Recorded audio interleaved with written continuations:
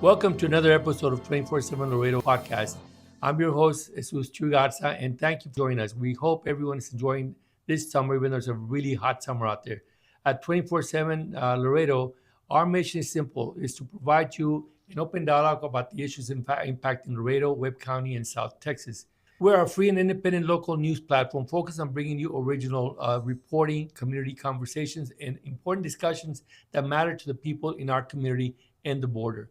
You can follow us on Facebook, Instagram, and subscribe to our YouTube channel as well to stay updated on all the latest episodes. Our goal is to bring you sometimes challenging, sometimes many times focused and honest discussions about the issues, and of course not talk too much about conspiracy theories as best as possible. We welcome, of course, every community leader who wants to come out on the show and talk to us about their perspective in life in our border city. If you'd like to be a guest, reach out to our office at 956-729-1504. Now, today we're very fortunate to have a good member, or a member who started with us many years on 24/7. That's Judge Nathan Chu, who's the Assistant Municipal Court Judge for the City of Laredo. Welcome, Judge. Good afternoon. Thank you for having me on. Well, thank you for making it. I know you've been kind of busy. In fact, I understand you've been very busy. Now, what I want to do right now is really talk to you a little bit about how the court system works at the courthouse. Right now, you work under Judge Wayo Davila. Is that right? Yes. Judge Wayo Davila is the Municipal Court Judge, Position 2. Yes. And I am his appointed associate. And then we have Judge Dominguez, who's number 1. Yes. And of course, Judge Davila, number 2. Of course, you're the associate, the assistant to Judge Davila. Can you tell me how that works out in the courtroom setting? It works out well. I mean, we have a lot of dockets throughout the day. So the morning has about 3 different dockets, and the afternoon about 3 to 4 different dockets. So, and then we have 3 physical courtrooms there at the big courthouse. So there's a lot of space for us to sit on the bench, and then so the main point for that is that it helps move people along. Right. And tell me, Judge, I mean, how many trials, are there actual trials held at municipal court? Yes, we do. We have trials every Friday. There's bench trials. And then we have jury trials also. So now our jury trials are backed up all the way till December. I've always had 2 questions that I've always wanted to know about municipal court. And number 1, whether or not people can talk to you in Spanish in municipal court. Is that normal? Is that possible for people? Because the JP Court, when I was a judge, that's all they did. They talked to me in Spanish. How does that work? Yes, they do. They come up to me and they talk to me in Spanish. 50% of the time I get it already. Yes. So I don't need the help of my translator. Right. So my clerk will help me translate. Right. If I get stuck, Right. or my bailiff will help me Right. translate. Yes. So we make it work. Right. Yeah. And do you need an attorney to go to court? You don't need an attorney to come to court. You can come to court yourself. And then we tell them if they do go to trial that they have a right to represent themselves, and they also have a right to hire an attorney. Most people do, but Right. a majority of the folks choose to fight the case on their own. Okay. And what if the person does not want to fight a case and just wants to pay the fine? Do they still need to go see a judge? No, they don't. So they can just go up to the window and they can just pay the fine. Now, the problem with that is sometimes when they just pay the fine, they don't know to ask for deferred adjudication. So they won't get the ticket dismissed when they pay it. Can you explain that to the public? You can only ask for deferred adjudication from a judge. Right. So it'd be best for them to just sit there like everyone else. Yes. So take the couple minutes, sit there, come see us, and then we'll not only give you deferred adjudication, we'll also lower the fine for you. Okay, well, then everyone should do that then, if that's the case. Yes. That's no guarantee, but certainly has a better chance of getting your fine reduced and possibly deferred adjudication. Could you explain to the folks out there what is deferred adjudication? Well, deferred adjudication, what that means is that we hold on to the guilt. We don't find them guilty. Once they pay the fine, then we dismiss the case.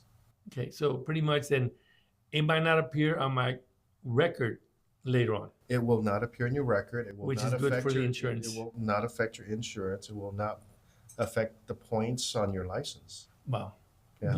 Wow, incredible. Well, that's great. I think people should do that, even if it just takes 30 minutes for them to sit down.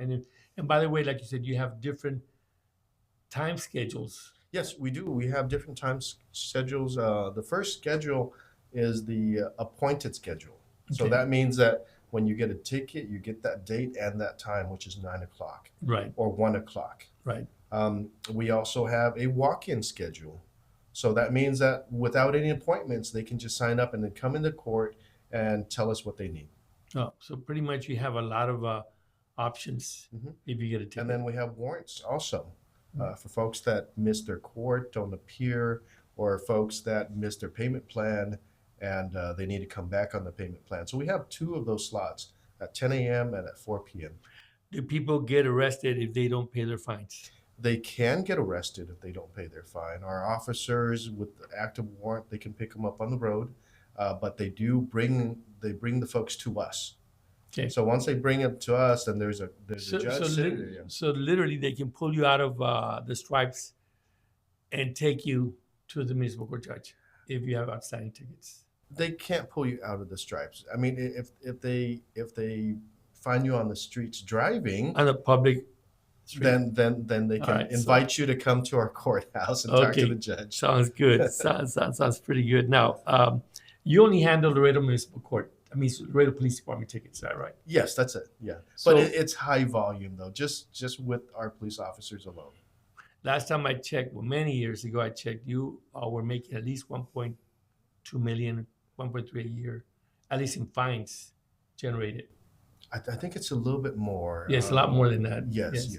So, and you don't look at those numbers you're not told to try to generate funds for the community. My goal is not that. My goal is to have good partners on the road because I want to make sure that if I'm driving the road, I want to be safe for the next person that's on the road. That's good. That's a good way of looking at things. Judge, you've been at it for how many years? 7 years now. 7 years. Yeah. So you heard lots of cases. Yes, I've heard thousands of cases. Thousands of I'm cases. on the bench every single day. Wow. So I see a lot of people.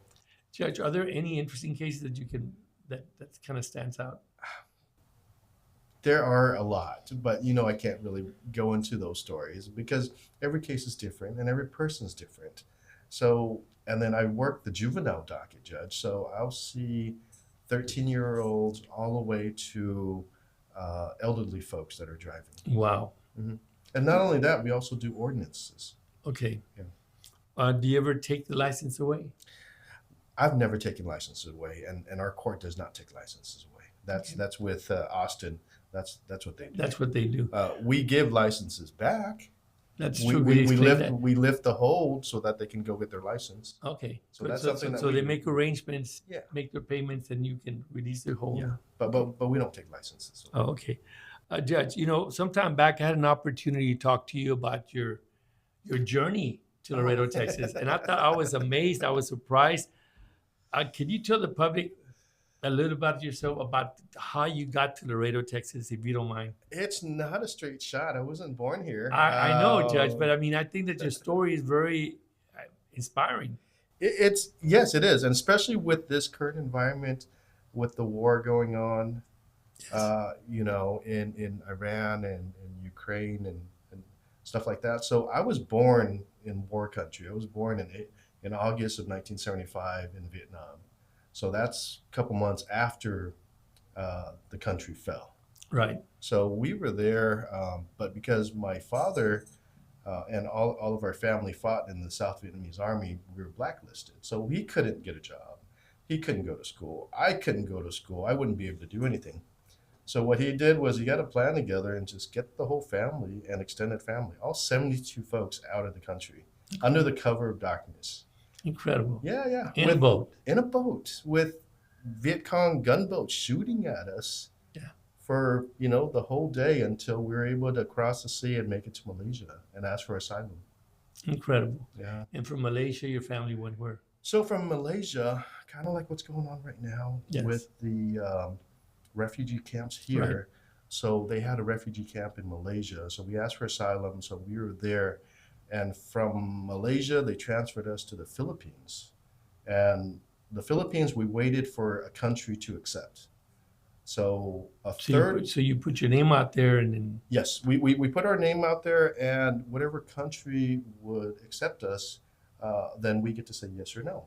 Okay. So a third of our family went to Australia, a third went to Canada, and the other third went to the United States, and that's us. And you moved into what city or what? So we went to Tucson, Arizona, which is probably a very low percentage of Asians. Yeah. Brand new country, new language, everything. So we had to adjust very fast. Right. Yeah. Right. And somehow you ended up going to Houston or to Texas. So from Tucson we went to Los Angeles, and then from there my dad started as a gardener, and then he taught himself English. construction. Yes.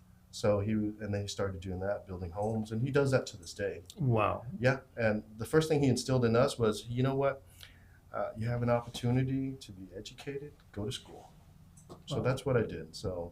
I found it easy. I found it natural. I just find it fascinating how any person, immigrant, can go through 2-3 countries, different languages, end up in the United States legally, and have to adjust your lifestyle to their lifestyle.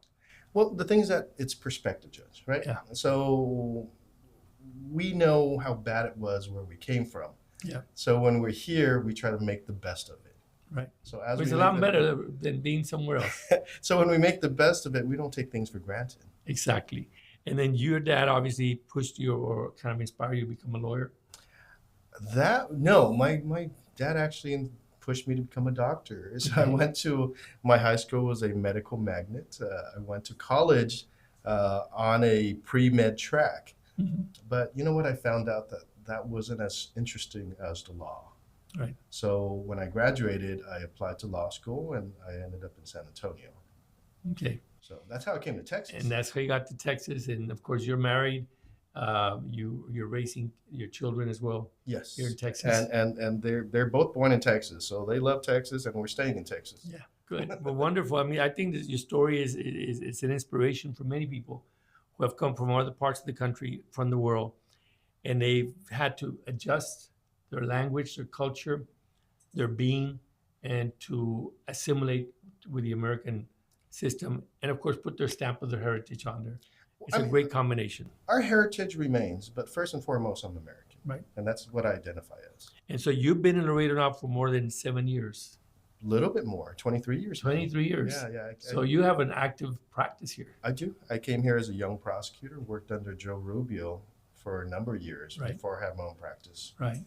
And then now you're practicing on your own? I practiced on my own. I went out in 2009, so I've been doing that work by myself since then. Wow. Incredible. Well, then you're a success story that I think people should emulate, because not many people go through the whole process of the journey and then become an attorney, create a family, establish a family, be successful, and be a part of the community and actually run for office. And Laredo is a very, very giving community, so I'm glad that you're out there. It's a good town. Yeah, that's the reason Great why town to raise children. I choose to stay here and work here, and also to serve this community and give back. Wonderful. Well, now of course you're running for office. Let me go back again. Are you running for office here? Yes, I am running for office. I'm running for municipal court, position 1. That's what they told me today, because you have to put position 1. And I went this morning and I filed it with the city of Laredo, with the secretary of with the city secretary, Mr. Mario Maldonado. Yeah. Yes. Wow. So, well, welcome to the the world of politics. Well, it's our second go round, so we'll see how it goes this time. Well, I really appreciate you making it here today. I find your story background very interesting, and certainly an inspiration to many people out there in the community. So I wish you the very best, of course. So what do you promise in return?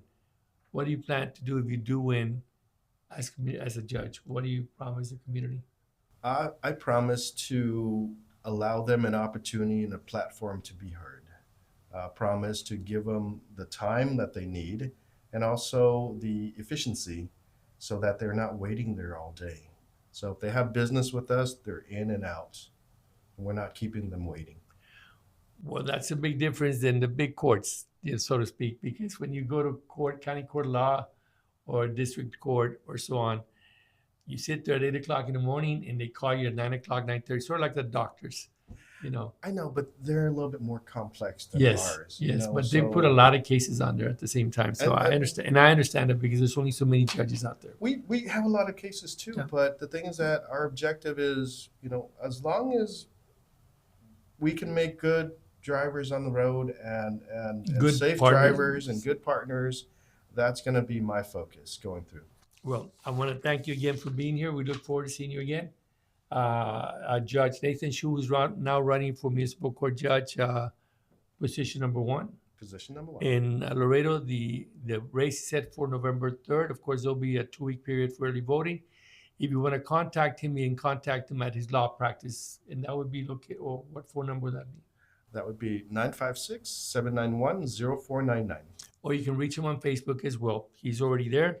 And so I look forward to seeing you again. Thank you for being here, and hope to see you very soon. Thank you for having me. Thank you. And thank you, folks, for watching. This is the start of our series of candidate interviews.